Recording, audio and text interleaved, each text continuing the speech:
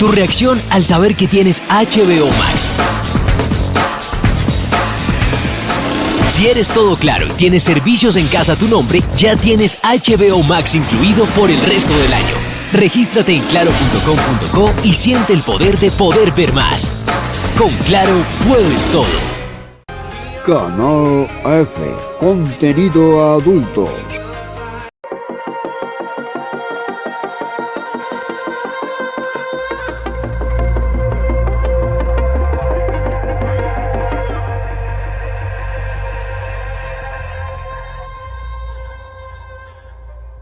Continuamos con el tema, hablando sobre la respuesta que le dio el senador Gustavo Petro a los señalamientos de Claudia López. Acabamos de ver cómo ella, antes de ser elegida alcaldesa de Bogotá, pues estuvo en el humedal Tibaguyes, apoyó pues toda esta causa, dijo que no iba a seguir con las obras del gobierno de Enrique Peñalosa, pero lamentablemente pues incumplió su promesa y el día de ayer decidió desalojar a todos los muchachos, en su gran mayoría, que estuvieron en un campamento permanente en esta zona, esperando a que pues les dieran una solución y no retomaran las obras que de alguna u otra manera influyen en el ecosistema y afectan a la naturaleza que allí está en este cuerpo de agua de la localidad de Suba.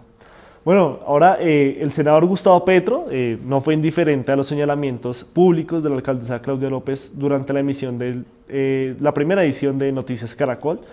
Y en el Congreso CRIC, al cual asistió y en el cual hace acompañamiento a los pueblos ancestrales, decidió pronunciar un discurso sobre estos señalamientos de Claudia López y también expresar pues cómo el pacto histórico ayudaría a estas comunidades, a los pueblos ancestrales indígenas y a los ambientalistas pues a tener una Colombia mejor si su proyecto político pues llega a ser elegido.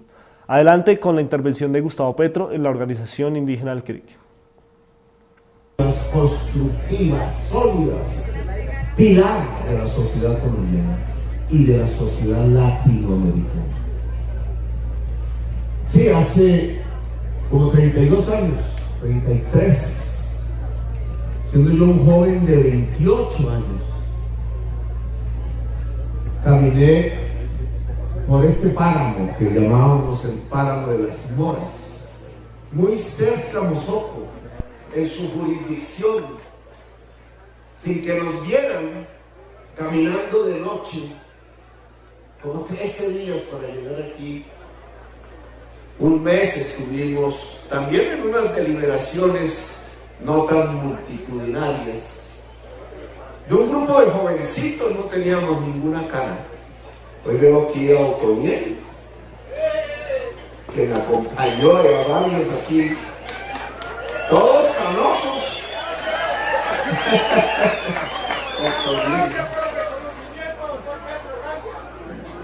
Aquí lo veo, allá lo encontré en aquel entonces, un combatiente, un guerrero duro. Yo apenas un muchachito de la ciudad.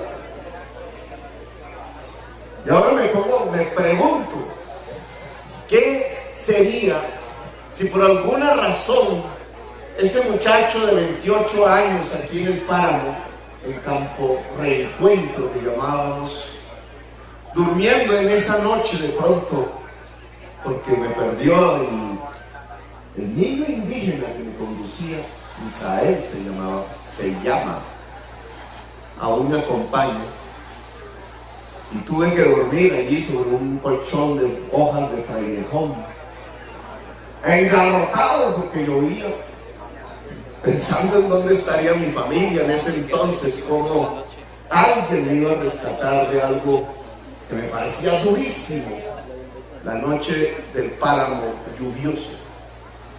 ¿Qué pasaría si ese joven de 28 años, anónimo, pudiese ver el hombre que soy hoy con lo que represento hoy?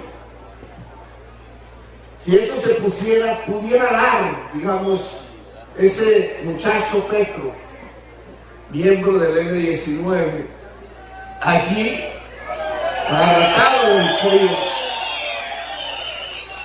y hoy su candidato presidencial, con posibilidades de ganar la presidencia de Colombia, si se pudieran encontrar, ese muchacho haría un gesto despectivo.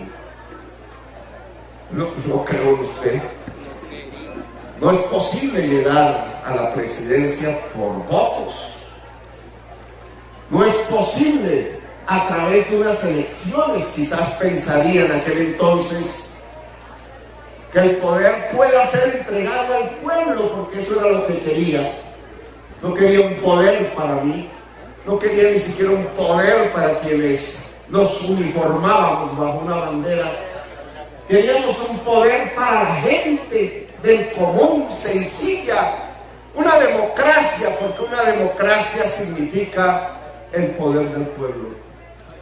Un pueblo diverso, que empezaba a entender, yo de sangre caribeña, educado por allá en el centro, en Zipaquirá, de pronto contemplar culturas que para mí me parecían extrañas de pronto, pero que eran nuestra raíz misma, pueblos más sabios que nosotros mismos, mirándonos a veces en silencio, analizando quizás ese trasegar de caminos, de trochas, de vidas jóvenes que se podían truncar en cualquier momento. No pensaba que fuese posible, quizás, una opción político-electoral. Creía en una insurrección. Quizás no creía tanto en la guerra. En ese campamento se empezaba a hablar de la palabra paz. Y de allí nació lo que finalmente sería la paz. Ese Petro de 28 años frente al que es hoy, quizás no entendería lo que hoy mismo trato de proponerles, de seducirlos, de convencerles de que es posible un camino de transformaciones reales a partir de la construcción de la paz, y que la paz es quizás el bien supremo de una nación. Ahora me entero, hablando con algunos de los integrantes de la Guardia Indígena, lo que podía significar dormir en el páramo, caminar de noche por el páramo. Él me decía que allí de noche, en esas soledades del silencio, como decía una canción, compañera santanderiana, Gloria Flores, en esas soledades que se sienten, en esas oscuras noches frías, congeladas, en las que uno pudiera morir si no hubiera la solidaridad humana, la solidaridad indígena, que fue el que me sacó del páramo, que la llevaron allá donde estaba comiendo. Si no existiera esa solidaridad, hoy podríamos decir que quizás no sería posible la esperanza.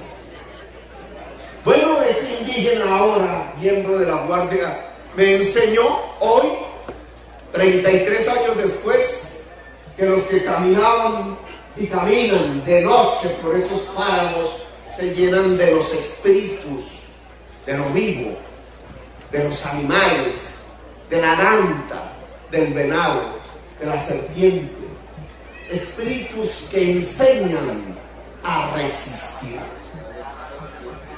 Que pasar por la noche y pernoctar en el páramo es lo que garantiza a partir de los espíritus de la noche la capacidad de resistir.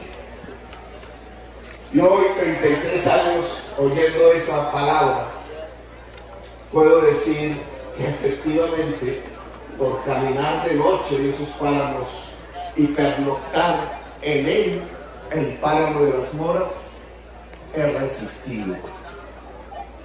Quizás vamos a resistir hasta el final. Vamos a resistir. Allí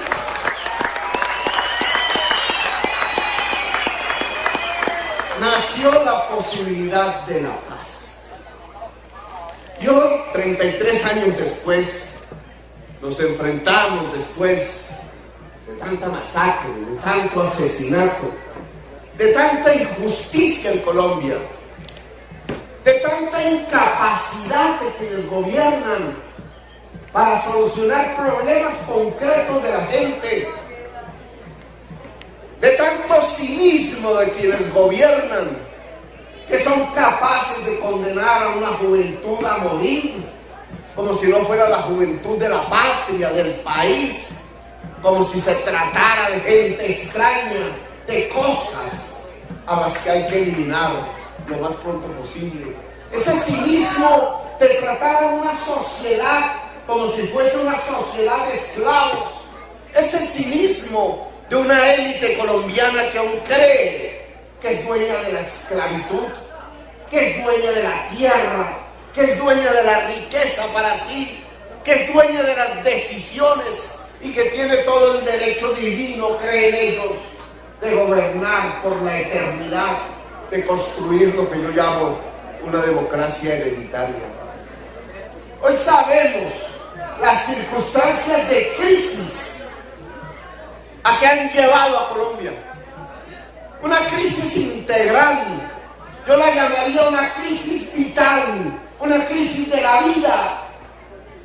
Nos han conducido al abismo de la violencia, haciendo trizas las posibilidades de la paz.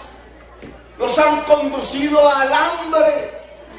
La mitad de la población colombiana hoy tiene hambre, y no es por el COVID, porque otros países de la tierra, la mayoría, a pesar de vivir también bajo el COVID, no vieron aumentar la pobreza en su territorio. Ni los gringos, que la vieron disminuidas la mitad, ni los europeos, ni los chinos, ni los japoneses, ni los árabes. No, donde aumentó el hambre fue en Colombia. Y aumentó el hambre porque no fue el virus, por lo menos ese que se llama el COVID, sino otro, por lo menos ese que se llama Duque, el que construyó una política que llevaba el hambre en Colombia, una política que el año pasado condujo 32 billones de pesos, 32 millones de millones, no a darle el pan a la gente que guareciéndose en sus casas trataba de defender la vida, no llevando el dinero al empresario pequeño, mediano, que trataba de defender el empleo. No llegaba a la gente trabajadora ni al campesino que aún podía producir comida. No llegaba a la comunidad indígena, llegaba a un solo bolsillo, los bolsillos del banquero, los bolsillos de Luis Carlos Sarmiento y como los que son como él. Llevaron 32 millones de millones del pueblo, de la gente, del dinero público, de la emisión del Banco de la República, no a salvar a la gente del hambre, no a salvar la empresa en bancarrota, sino simplemente a enriquecer más a los 5 más grandes ricos del país. Por eso Colombia se condenó al hambre, por eso el 42% de la población, según el DANE, hoy no comen 3 veces al día, hoy padecen hambre. Por eso las capitales de la costa caribe, Sincelejo, Barranquilla, Cartagena, hoy según esas frías estadísticas son las ciudades que más hambre tienen. Resistieron las comunidades más organizadas, resistieron con la fuerza de la solidaridad las comunidades indígenas mejor que las comunidades desorganizadas del resto de Colombia. Nos condujeron a una crisis de violencia, hambre y depresión económica. Y reaccionó el pueblo. No se quedó de rodillas, no se quedó esperando que le quitaran el otro plato de la sopa a través de una reforma tributaria que desgraciadamente trocaba, ponía, construía impuestos sobre la comida en un país que estaba hambriento. Inteligente Duque. Estalló el pueblo Y vimos lo que vimos, las juventudes saliendo en multitudes a lo largo y ancho del país, la gente pidiendo dignidad, los jóvenes exigiendo una vida en el futuro, una posibilidad de vivir con dignidad. No pedían grandes riquezas, no pedían integrarse a la sociedad del consumo, simplemente pedían dignidad, un libro, un saber, una universidad, un lugar donde trabajar, una manera de llevar ingresos a su familia ambiental. Y allí al frente estuvieron los indígenas. Ustedes, la minga. Hoy ustedes son una fuerza moral y de eso es que quiero hablar. Hoy ustedes no son solamente las comunidades NASA y los demás pueblos que habitan este territorio. No son solamente una confederación nacional de pueblos indígenas, de pueblos originarios, de pueblos sabios. La sabiduría a través de la historia de Colombia los llevó a ustedes a ser una fuerza moral, un espíritu en carne y hueso de la gran rebeldía y de la resistencia colombiana. Son los mestizos los que nos miran, son incluso los blancos los que nos miran, son los pueblos afro los que nos miran, son las juventudes de toda Colombia quienes nos miran. No están ustedes aislados solamente resolviendo los problemas indígenas para las comunidades indígenas. No solamente hoy se trata de una unidad, como hace 50 años se dijo en esta tierra, una unidad indígena, una autonomía indígena, una cultura indígena. Hoy ustedes son vanguardia de la sociedad colombiana toda. Hoy ustedes tienen que reflexionar no solamente en sí mismos y la tierra y la cultura, sino que tienen que reflexionar en la Colombia entera, que nos mira. La Colombia entera, pero esto aquí que no paro el discurso.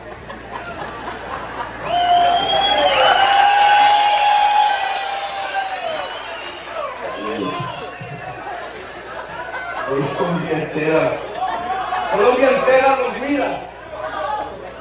Por tanto, la deliberación tiene que ver con toda Colombia, con el nuevo papel del movimiento indígena como espíritu ético de la nueva resistencia colombiana, con las posibilidades ya no de cómo nos oponemos, de cómo resistimos en algún rincón, así como nosotros resistíamos aquí cerca de Mosoco, en el campo del reencuentro, en el páramo de Moras.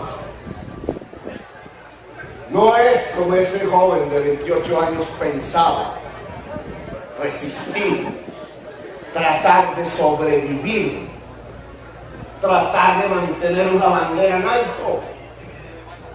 Hoy se trata de gobernar. Miren el cambio drástico de la historia de Colombia. Hoy no estamos convocados, ni los convoco a ser una fuerza de oposición a un gobierno incapaz. Ese gobierno incapaz ya se deshace solito. No, hoy los convoco, las convoco a construir el gobierno popular de Colombia. Un gobierno con los indígenas y las indígenas. Un gobierno con los y las afros de Colombia. Un gobierno con la juventud. Un gobierno con el pueblo mestizo inmenso de este país. Un gobierno que sea el acumulado de las luchas sociales y políticas que durante 5 siglos han llenado de letras, de páginas de heroísmo los rincones de este país. Un gobierno con el campesinado que quiere tierra. Un gobierno de la tierra y del agua. Un gobierno de la vida después de los siglos de gobiernos de la muerte en nuestra historia republicana. Ni más ni menos. De eso se trata los días y los momentos que estamos viviendo. Convocar a ese jovencito que estaba ya uniformado. Nunca me gustaron los uniformes, la verdad se ha dicho. A que el camino no eran esas trochas silenciosas de una resistencia quizás anónima y aislada, sino que el camino era el de las grandes multitudes, que el camino era el de esos océanos de la gente que llenaban las plazas, deseosas de volverse poder. Poder no para sí mismos, poder para transformar una era de Colombia.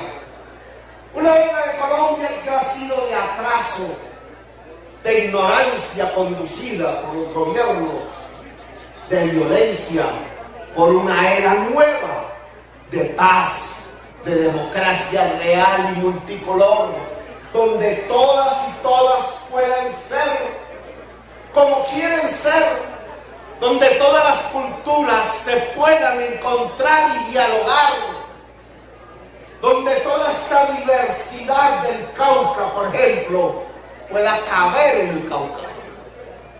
Yo veía en los momentos de la movilización social esos cuerpos que organizaban las capas más ricas de la sociedad regional, tratando de matar indígenas, tratando de matar jóvenes en grandes camionetas con fusiles ante un pueblo desarmado.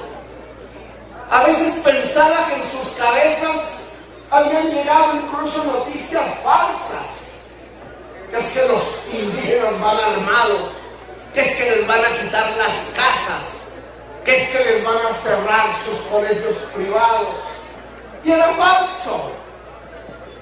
Hubo sangre gratuita en Cali y en Popayán. Ni siquiera lo que había que hacer era ese enfrentamiento entre una juventud resistente, pobre, excluida, y otra juventud uniformada. Lo que había que construir era ese gran torrente popular para acercar el poder tradicional de Colombia, el poder de los esclavistas, el poder que llamaba Quintín Lame de las oligarquías. El poder no está en el SMAT, en gente tan pobre como los jóvenes a los cuales disparaban.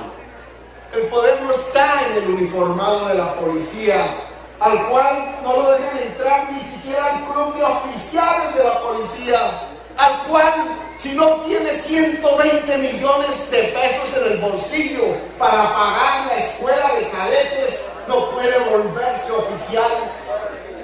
En nuestro gobierno podrán gratuitamente estudiar en las escuelas de cadetes y universidades para que cualquier hijo de campesino o de indígena, cualquier hijo de afro, de negro, pueda convertirse en general. Pero el problema no estaba ahí. El problema está en un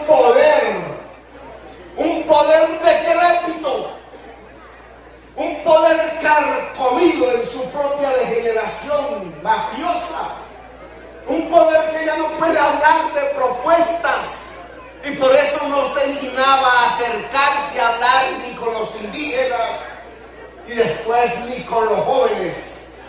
Un poder que ya no puede hablar porque no hay nada en el cerebro.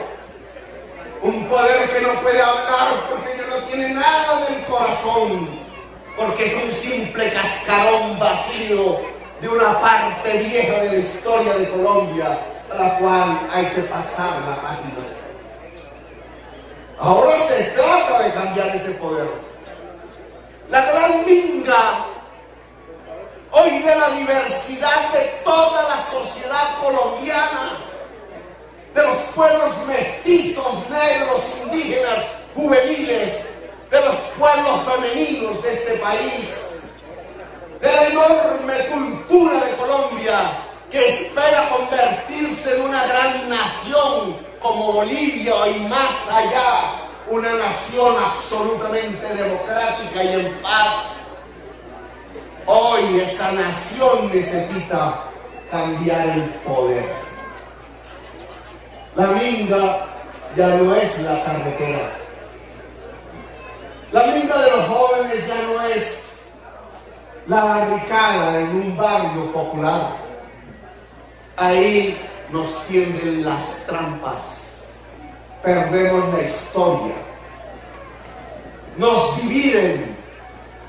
Unos queriendo pasar, otros deteniéndolos, ambos pobres. Ambos pueblos. Unos queriendo pasar y otros deteniendo, cuando los que tienen el poder en Colombia no necesitan ni siquiera pasar por las carreteras.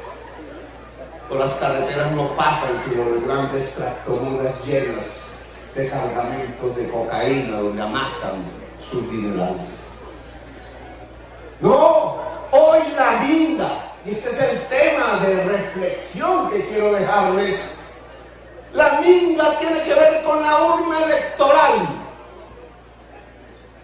Si 3 millones de jóvenes que hoy no votan deciden votar, cambia la historia de Colombia.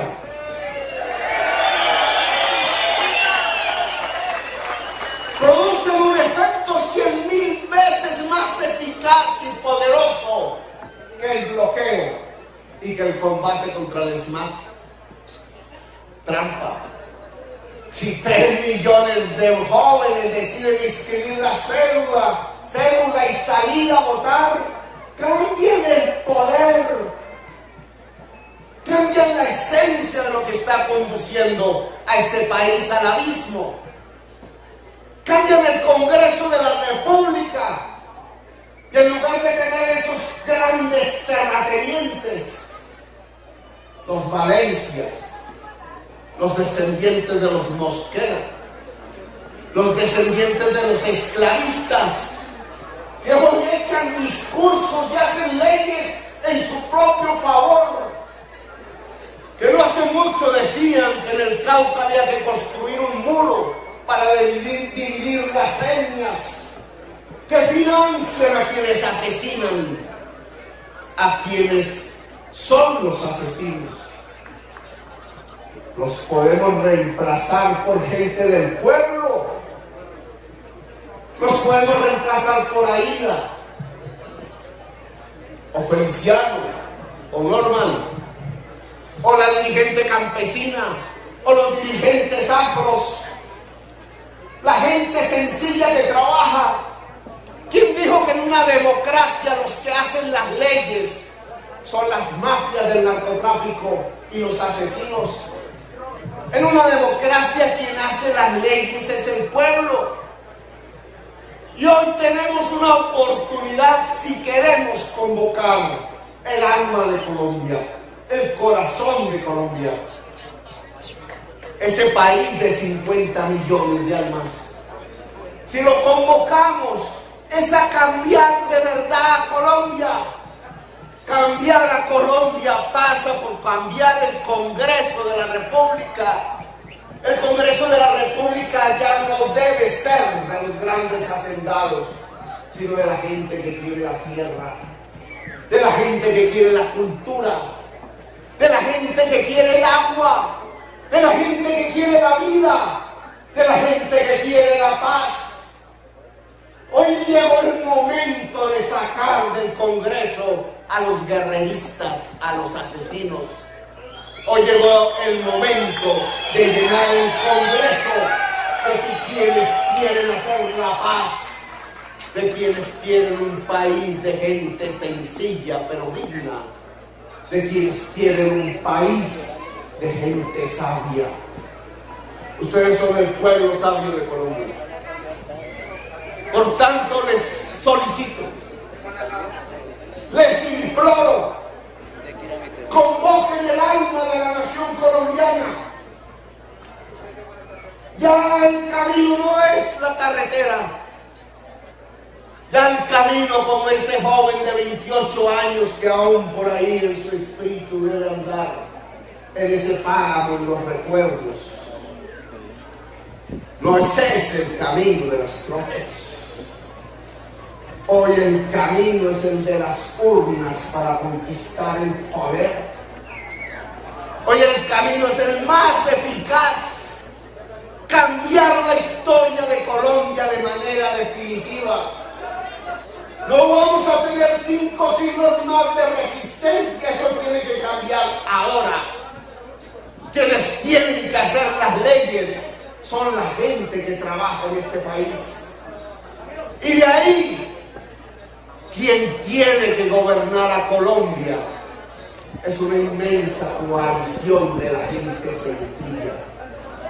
Petro no es sino un simple instrumento. Dijeron que no.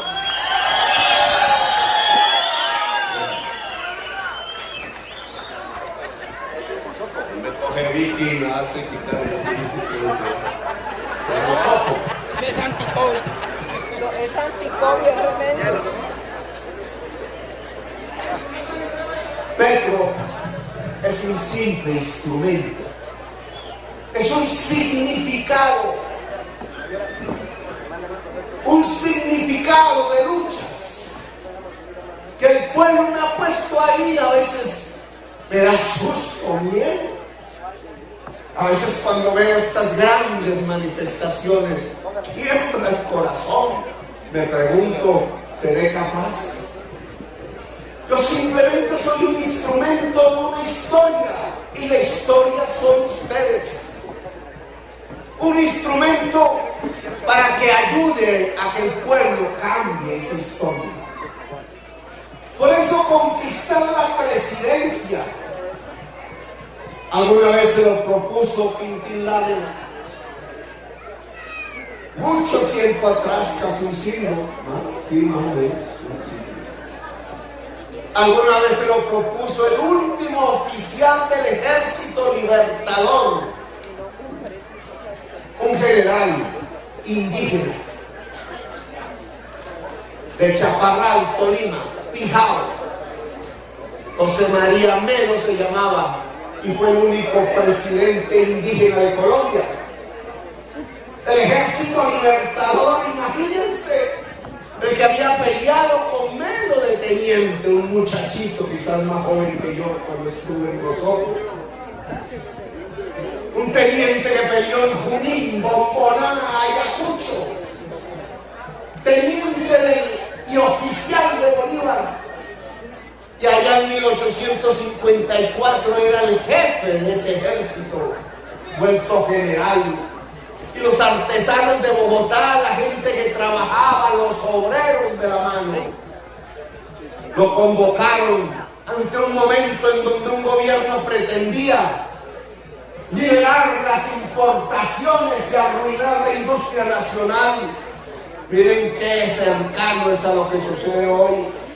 Un gobierno de grandes importadores que iban a arruinar el artesanado. Ese artesanado se juntó con los soldados de Bolívar, obrero y soldado, y se tomaron el poder. Y fue el único momento en que gobernó un presidente indígena. Por 8 meses, los ejércitos de esclavistas del Cauca y de Antioquia rodearon a Bogotá y derrotaron al general y a los artesanos y al ejército de Bolívar.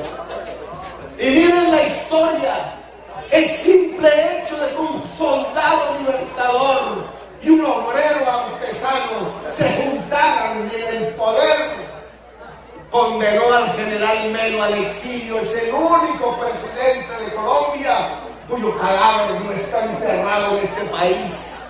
Tal la venganza de la oligarquía. El único presidente indígena cuya sangre, cuyos huesos, cuyos últimos vestigios no pueden descansar en su propia tierra del sur del Tolima. Y además disolvieron el Ejército Libertador. ¿A acabaron el ejército que le había dado la independencia a Colombia, que había construido la república, que había llevado la república a 5 países de América Latina.